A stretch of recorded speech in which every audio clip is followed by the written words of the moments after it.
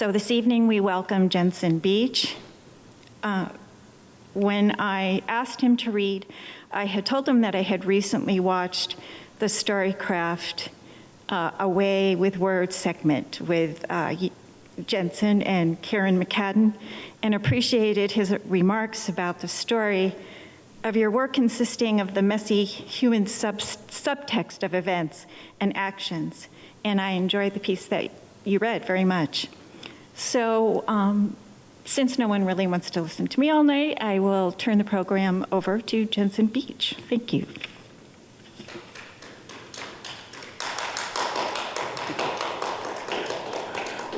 Thank you very much for having me.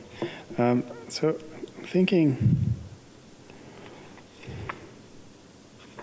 it's about 15 pages. That might be a bit long, huh? No, it's okay? Okay. I'm going to read, actually, this book came out in 2016, and I spent about a year and a half kind of doing events pretty continuously and got so tired of it.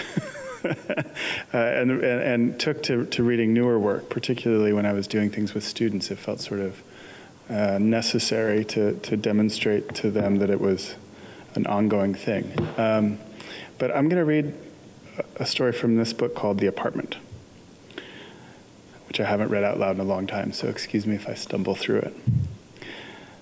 Louise knew someone had moved in by the new name on the call box. She'd seen lights and movement in the apartment, which was across the courtyard from her and Martin for the past few days. The new name confirmed it. Someone had finally bought the place. The name had been typed onto a small green piece of paper and taped to the call box beside the apartment's number. She'd known a man with the name Jahani at school. Armand had been a doctoral student in French the year she'd started at Stockholm University.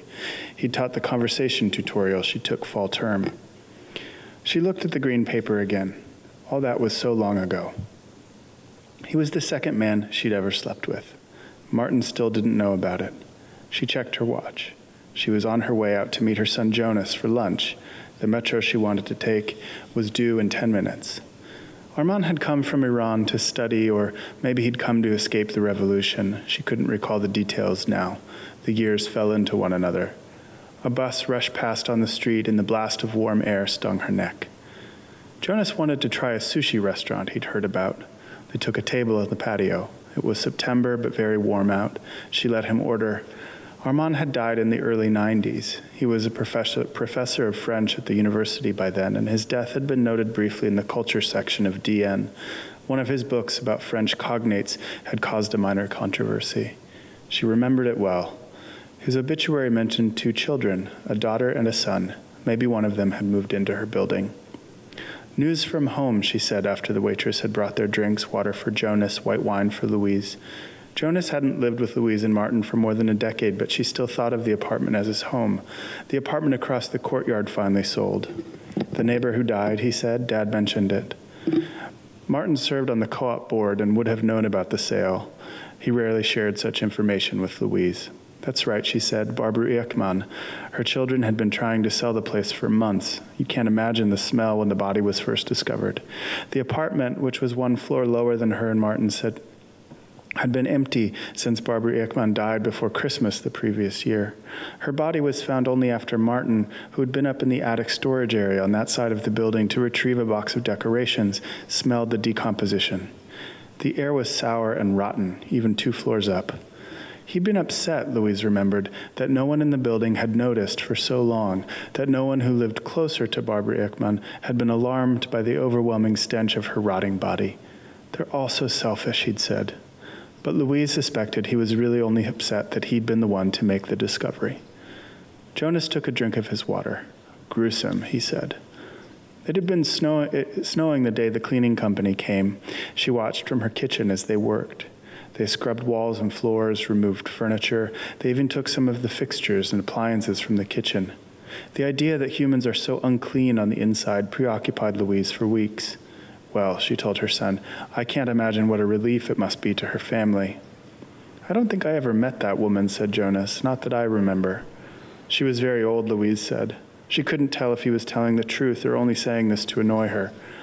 From the bedroom on the courtyard side of their apartment, there was a clear view of Barbara Ekman's living room.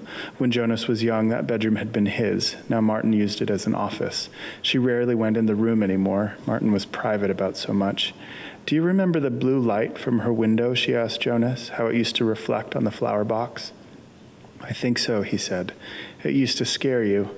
He tore open the paper wrapping of the chopsticks, pulled them apart, and rubbed them together to smooth the edges. "It was so easy to explain," she said. "It's just your television, I always told you, but you never believed me." The waitress arrived with 2 rectangular plates and set them down in the center of the table.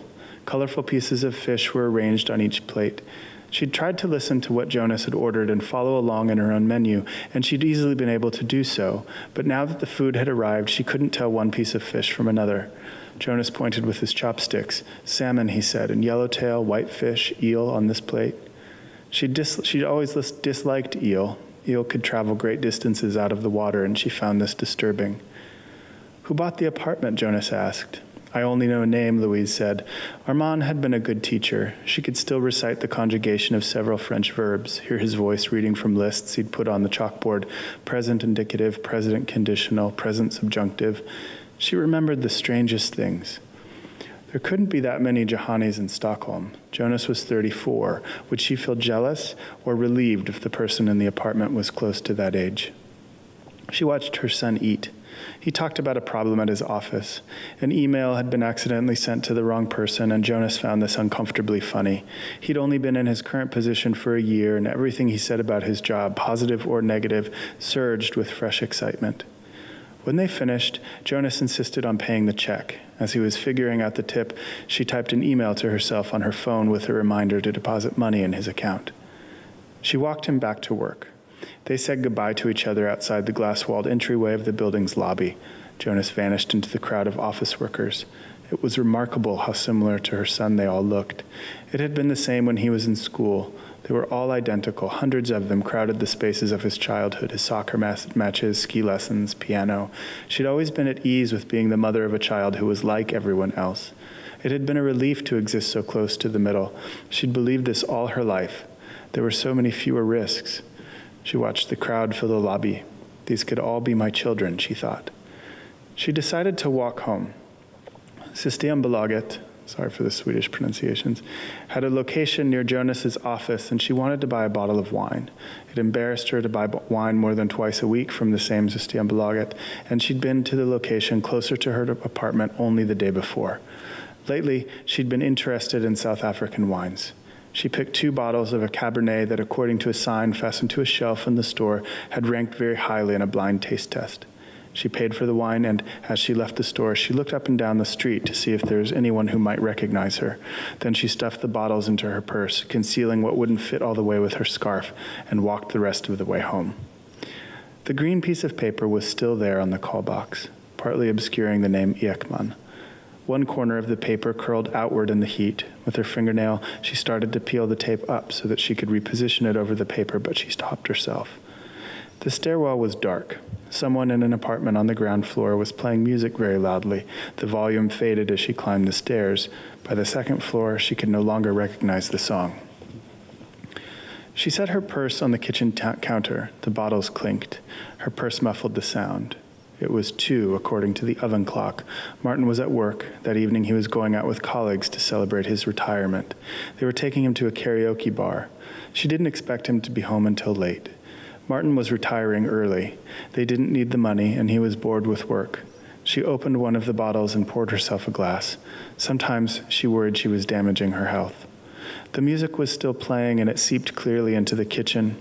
She took her wine to the balcony and sat looking out over the courtyard. The curtains in Barbara Ekman's apartment were drawn, and the apartment was dark.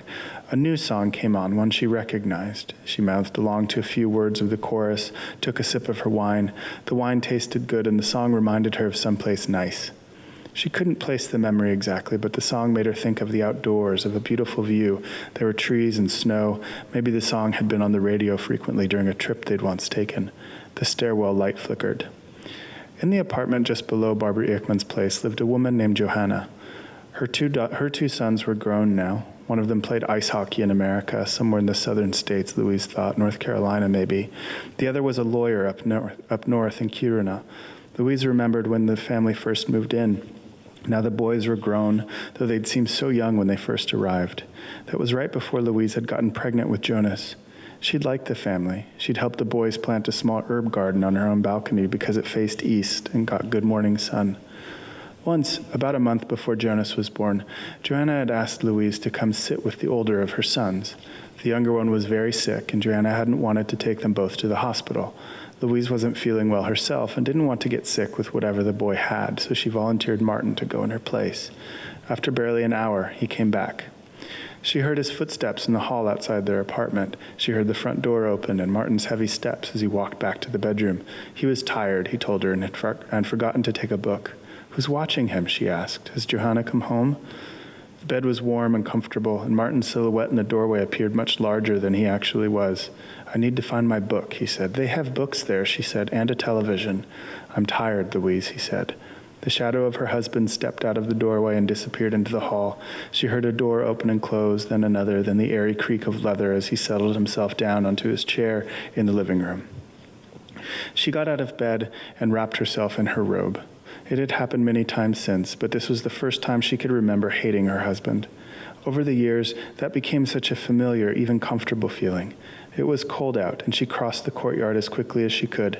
She was careful to avoid an icy patch where the shadow from a first-floor balcony kept the ground wet even in the warmest part of the day. Before she reached the door to the other building, a gust of wind blew, and she felt the chill on her bare legs. She could remember so much about that evening, but not what the problem with the boy had been. She couldn't recall Johanna coming home, but she remembered distinctly waking up on Johanna's couch, her throat and stomach on fire with heartburn and hatred for Martin. The next time she saw Johanna, she'd ask about that night. We inhabit memories so differently from one another, or better, our individual memories of a shared event mean such different things to each of us. It had something to do with identity, she supposed, but she didn't feel like chasing after the thought any further. She spent the rest of the afternoon on the balcony or else on the narrow, soft couch in the sitting room reading. Days passed quickly when she drank. By 5 o'clock, the sun had dipped behind the building to the west and the temperature dropped. Louise had nearly finished the first bottle of wine. When her neighbors started to arrive home after the workday, she went inside and sat at the kitchen island. She was careful about appearances. Sometimes she threw away bottles instead of taking them to the recycling because she didn't want her neighbors to see how much she drank. She fixed herself something to eat and opened the second bottle of wine. She watched the news while she ate. Dusk settled over the courtyard, and by 8 it was dark. She shut the television off and took a thin blanket from the couch and returned to the balcony. She wrapped the blanket around her shoulders. Outside the apartment, she could smell her own inside life distinctly on the blanket. The courtyard was dark. She tried to find a pattern in the lit-up windows on the building opposite. 2 dark, 1 light, 3 light, 1 dark, 3 light. Windows lit up and darkened, and she could never get past a third position in the pattern and soon gave up trying and enjoyed the evening. Occasionally, the building's front door would open loudly and slam shut. The hall light switched on and then off with every neighbor who came home or left. She heard voices, a television, laughter. Barbara Ekman's apartment was still dark. She was the one who'd ended things with Armand. She'd gotten pregnant, and the idea that the baby might be his had frightened her. Of course, the timing wasn't quite right. The last time she'd slept with Armand was weeks before the likely conception date. She'd been relieved to understand this when the midwife circled the estimated due date on the colorful chart she held in front of Louise and Martin in the cramped exam room at the 13-week checkup. Louise felt as if she'd risked something great and survived. The chances of that happening twice were small. She hadn't told Armand she was pregnant. It was better that he didn't know. Just after the birth, the first time she held Jonas against her chest, she felt the sticky wetness of her own blood on his body. She touched his hair. It was dark, curled wet with blood and amniotic fluid. Until the midwife had washed him and given him back to her, she was terrified that perhaps Jonas was Armand's after all, and she'd miscalculated some crucial fact. The heavy front door of the building creaked open. The light in the front hall came on. It sparked out into the courtyard, revealing a chair and the sharp contrasts of shadowed corners. The door slammed shut. She listened to footsteps in the stairwell. Her wine glass was empty, and she got up to fill it. In the warmth of the apartment, she felt a chill in her feet. She filled her glass and held the bottle up in front to check how much wine was left, just over half. She took the bottle with her back to the balcony and sat in the darkness. She was warm and didn't need the blanket. The lights in Barbara Ekman's apartment had been turned on. Through the curtains, she saw movement. She watched the windows closely. There were 3, spaced evenly from one end of the building to the other: kitchen, living room, bedroom. There was a bathroom and a small dining room on the other side of the apartment. She knew this because she'd once been inside years before to help Barbara Ekman move a painting from the hall to the bedroom. Barbara Ekman had been dead for 8 months. Louise watched the figure move from window to window, its dark shape heavy in the living room where the light was brightest, faint in the bedroom. Martin wouldn't be home for hours. He never came home when he said he was going to. She couldn't remember how Armand Jahani had died. Probably some disease. Most people die in unassuming ways like that. Quiet but painful struggles consisting of medicines and doctor visits, hopes established, quickly abandoned. It was so boring. Better to die like Barbara Ekman had. By the time Jonas was very young, 2 or 3 perhaps, she'd nearly forgotten that she had once thought he might be Armand's son. She couldn't remember what it had been like to feel any guilt about it. The wine was good, but it had left a sticky film in her mouth, and she didn't want the rest. She got up to find something else to drink. In the kitchen, she poured herself a glass of scotch from the bottle that Martin saved for special occasions and guests. She didn't like scotch particularly, but this tasted good. It stung her throat. She coughed, took another sip. What would it have been like to raise Armand's son? Without imagining any details, she felt the idea forming, shapely and full, and was able to hold it firmly in her mind for just a moment. What did it matter? Armand was dead. That was the simplest truth of all. Would Martin have figured it out? He'd been a good father, a little distant, a little too rooted in his work perhaps, but that was normal. Jonas had had a good childhood. She was happy that she hadn't had to carry a lie as big as his whole life with her all this time. She emptied her glass, winced, searched the burn of the scotch in her throat for pleasure. On the balcony, she filled the empty glass with the rest of the wine and sat in her chair and drank. In Barbara Ekman's apartment, Armand's real child was alive. It was funny how her path and Armand's, such a ridiculous metaphor, had converged. He would have found it amusing, she was sure of it. The figure came to the window in the kitchen, pulled the curtains to one side, and opened the window. Armand had a daughter. Louise watched her sit at her table, the light from the lamp forming a bright circle at the center of the table. She was drinking something from a mug, coffee or tea, maybe wine, Louise thought.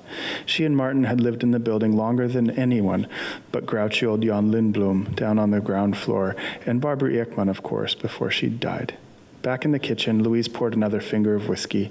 It tasted a little like wine, but it wasn't bad. In the cupboard, she found an unopened package of cookies, shortbread, the kind Martin liked. The stairwell was dark. She took the first steps carefully, her hand against the smooth wall as a guide. As she descended, the light from the courtyard brightened, and eventually she could walk without fear of falling. Outside, she looked up at her balcony. The light from her kitchen was inviting, soft orange and yellow. Warm colors. She would never do this sober. The name was on the mail slot on the door, Jahani. She knocked. Footsteps. The young woman answered. She was beautiful, as far from the middle as Louise's son was near it. "Hello," the young woman said. "I live here," said Louise. "I'm sorry," the young woman said. "I meant I live in this building and I wanted to welcome you." "That's very nice," the young woman said. "Thank you so much." She looked back into the apartment. Louise peered in too. There were open boxes, a leaning stack of blankets and towels, an empty bookcase turned at a funny angle at the end of the hall. "I was unpacking," she smiled. Louise could tell she was embarrassed. Louise smiled back and didn't move. "You've just moved in," she said. "Officially tomorrow," the young woman said, getting a head start. "Sarah," she said, and held out her hand. Louise took it. "Louise," she said. It was difficult to recall exactly what Armand had looked like. She might have seen him in Sarah, but had he been tall? Sarah was tall, taller than Louise. He had dark hair, and she remembered him as very thin, but also strong. Sinewy was the word for it. He had thick veins on his arms. "I live just over there," she said. She held the box of cookies out to indicate the direction of her apartment. Sarah looked at her. "Oh, listen to me," Louise said, handing the cookies to Sarah. "These are for you. Welcome." "You didn't have to do that," Sarah said. "Of course," said Louise. "I wanted to. You're one of us now." Sarah smiled. Louise's face and the top of her chest were warm. She touched her fingertips to her throat. "You'll like living here," she said. "I think so too," said Sarah. Louise didn't believe in fate. Every morning she woke up with the thought that that day would be the one something terrible was destined to happen. She did this because she didn't believe it was possible to predict the future, to know what was coming for each of us. Whatever she believed would happen that day, she knew could not, by nature of our inability to predict the future. Lately, she'd been imagining terrible things: car accidents, robberies, disease. Martin thought it was unhealthy and told her so frequently. "This is a good area," she said. "We've been here for years. It's very safe." Sarah fidgeted at the door. "I like this neighborhood. I always have." She held the cookies in front of her, took a step back into her apartment, smiled politely, and put her hand on the door. "You could be my daughter," Louise said. "Excuse me," Sarah said. She let her hand fall from the door. "I could have been your mother. I knew your father before you were born." Sarah squinted a little bit, turned her head slightly to the left. "You've mistaken me for someone else." "Your father and I were friends," said Louise. "We had a relationship." "I think you've mistaken me for someone," Sarah said. Louise reached out and touched Sarah's arm. "It was a long time ago. I was in love with him." Sarah smiled, and in the smile, Louise, even drunk, located judgment. This was how Jonas looked at her, Martin too, the same sad eyes, the narrow, thin-lipped smile. They pitied her, thought she was ridiculous, incapable, unwell. She hated them all. "A woman died here," she said. Sarah started to push the door closed. "Thank you again," she said. "I really should get back to unpacking." "She was very old, the woman who lived here before you," Louise said, stepping forward until she'd nearly entered the apartment. "Her body was found just before Christmas last year. I think she had a stroke." "I'm sorry," Sarah said. "I thought you should know," Louise said. "I'd want to know." She put her hand on the door. Sarah looked at her, and Louise saw the pity again. "Are you feeling all right?" Sarah said. "Her name was Barbara," Louise said. She closed her eyes. "The woman who used to live here, she was very old. I think that's the best way to go, don't you, in your sleep just like that? I don't want to sit around waiting for it." "Can I help you get back home?" Sarah said. "Do you think you'll make it on your own?" "They've cleaned your apartment. You can't imagine the smell. Martin told me about it. Do you need help walking back?" Louise concentrated on holding her head as still as possible. "No," she said. "It's just over there." In the courtyard, she looked up at Barbara Ekman's apartment. The blinds were drawn. The light in the front room had been turned out. She was cold. She turned the light on in the stairwell, listened to her shoes click and shuffle against the hard stone. From one of the ground floor apartments, loud applause and laughter from a television mocked her. She steadied herself with a hand on the cold wall. She sat at the kitchen island on one of the tall stools, the wobbly one, and finished the food she'd fixed earlier. She ate most of a piece of bread with too much butter and drank more scotch. Armand Jahani did not have a daughter. She was sure of this. It was late and she was tired. Martin would be home soon and she wanted to be in bed before he arrived. She stood up to pour herself a glass of milk. Milk soothed her stomach. She would be hungover in the morning, but she didn't care. She reached for a glass on the far side of the counter, and as she leaned forward, she brushed the plate off of the counter into the floor. Shattered fragments of china tickled her bare feet. The plate was not a plate. It was only dozens of pieces of thick ceramic, patterned lines and shapes disrupted, taken apart, put back together again to form something new. She got down on her knees and moved the largest piece to one side and began to place the smaller ones on top. The edges were sharp, and she held each piece as tenderly as possible. She knew it was Martin before he even opened the door, and when he entered the room, she didn't need to look up to see that she'd been right. "I've made a mess," she said. She pushed aside the plate and picked up a bit of bread with her fingertips and put the bread in her mouth. "You don't have to do that," Martin said. "Please, I'll get it later." "Forgive me." "I'll help you to bed," Martin said. "You should have stayed, Martin. You could have stayed. It wasn't difficult." She felt her hand on her head. His hand on her head. He probably didn't know the night she was talking about, but that didn't matter. She leaned forward, devoted, rapidly filling her mouth with the bread as if she were kneeling at the altar of a darkened church. "Thanks." "Thank you." Thanks.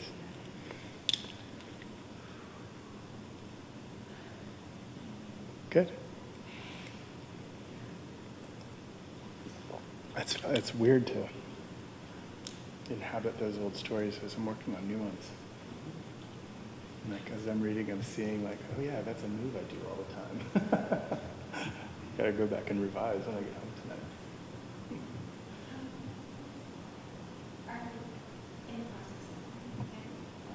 I am. I'm writing a new book of stories. Yeah, I was trying to write a novel for a long time. I love that form is so weird and interesting and kind of expansive and flexible. And it was a fun couple of years of giving it a go. But I think I love novels. I love teaching novels and I love reading them. I don't know that I love writing them very much. And I think I felt like I needed to. And when I finally kind of gave myself permission to remember that I always just wanted to be a short story writer and start writing stories again, then things started to kind of fall into place. Yeah, this is what I love. Is it hard to publish collecting of stories? I think that's the kind of like the general like market wisdom. But there are a lot of collections published every year. And I mean, even just looking at like the long list of like the Story Prize or something, I mean, it's dozens and dozens of them. And more and more, I think you're seeing story collections pop up on the bigger prize lists as well. So I think that the kind of like the expectation or the assumption is that it's more difficult, but actually it's not. I think a lot of writers see the story collection as like, I'm going to write this as my MFA thesis because you workshop it when you're in an MFA program and then you can sell stories as your kind of, you know. And a lot of agents, I think, are maybe a little bit resistant to the ideas of stories because obviously even a collection or individual stories don't pay as much as a full novel. But I'm lucky to have an agent who's really supportive of short fiction. And that's been great because that's my first love. And there are plenty of writers, I think, who wrote several collections of stories and maybe never got to a novel or did very late in their career. So I think that's probably the trajectory that I'm on as well. But who knows? I may write a novel, but for now it's more something that I like in the classroom. They're fun to talk about, they're fun to analyze, they're fun to talk to your friends about, talk to library things and talk about books. But I really, really love the short story. It's so weird and complicated and like almost impossible, and somehow it manages to work when they work well. And then these neat little surprises. I love Richard Ford, and his collection of Rock Springs is my favorite one. And I don't know if he has two collections of stories. I don't think he does. Maybe he has a later one, but I think he went mostly over novels after that collection. Yeah, that collection is fantastic. It's a good collection of stories. I liked his novels as well, but that's my favorite of his books too, for sure. Yeah. Oh, I mean, I'm okay. Yeah, if you want me to read more. I'm just gonna finish with a thank you, and then you can just sit and chat. Sure.